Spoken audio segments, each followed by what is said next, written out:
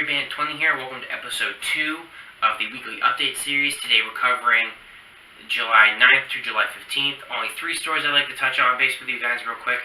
First off, men's and women's basketball announced their conference schedule. We open up against away at Florida Gulf Coast University and then Northern Florida. Really looking forward to this. We're putting ourselves right out there for the first 2 big tests against Florida Gulf Coast, who's been to the tournament, 2013, 2014, 2016, I believe. I could be a little bit wrong. That's some of the stuff was mentioned in the story that I covered. Then we have Northern Florida. I think we can beat them twice. Florida Gulf Coast, we can definitely beat, I think, 1 time, but it's just how and when and where.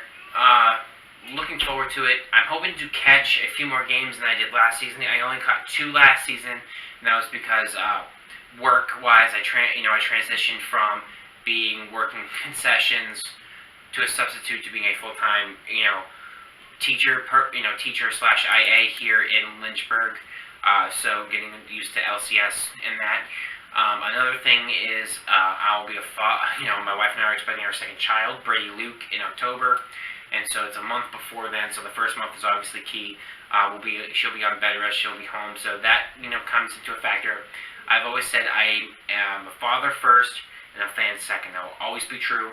I want my kids, my sons, to experience Liberty Athletics as best they can, but they come first, not games. So we'll see what happens when we get into that. Looking forward to it. I just can't wait for basketball season. But the big one I want to mention is Liberty football. We are bowl eligible. They have signed a 2-year agreement, what I think is the AutoNation Cure Bowl. I think that's what it is. It's something like that. I probably botched that.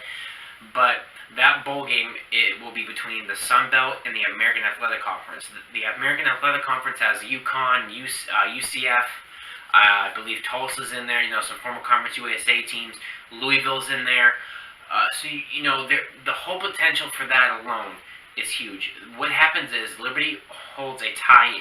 So if not enough teams from either one of those conferences make it in, Liberty can automatically go to that bowl. I believe that's what it is. I could be wrong, but Liberty is bowl eligible this season. So you kind of hope some teams do horrible, but at the same time you don't want to. But now this season has more riding on it than just an FBS transition year. It would be awesome to see Liberty take on South Alabama, Arkansas State from the Sun Belt, or even just to be awesome. It would be awesome to see Liberty versus Coastal. So to go into that would be just amazing.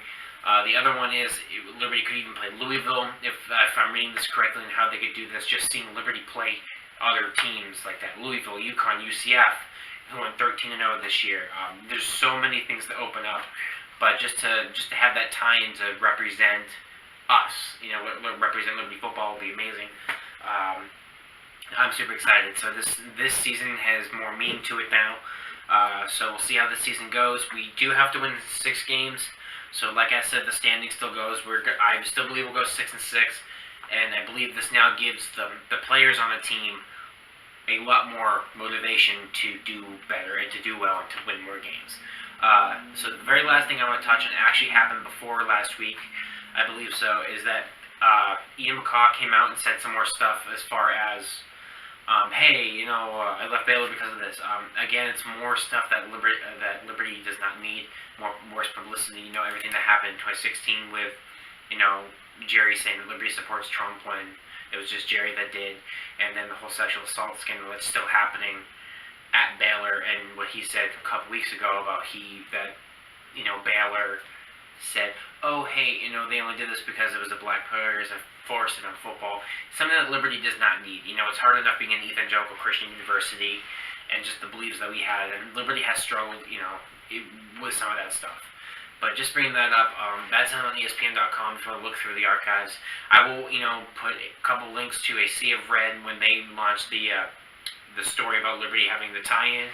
And you can go check out their Twitter also if you want to check out the bowl game stuff, not the bowl game stuff, but the basketball stuff. Also check out Liberty.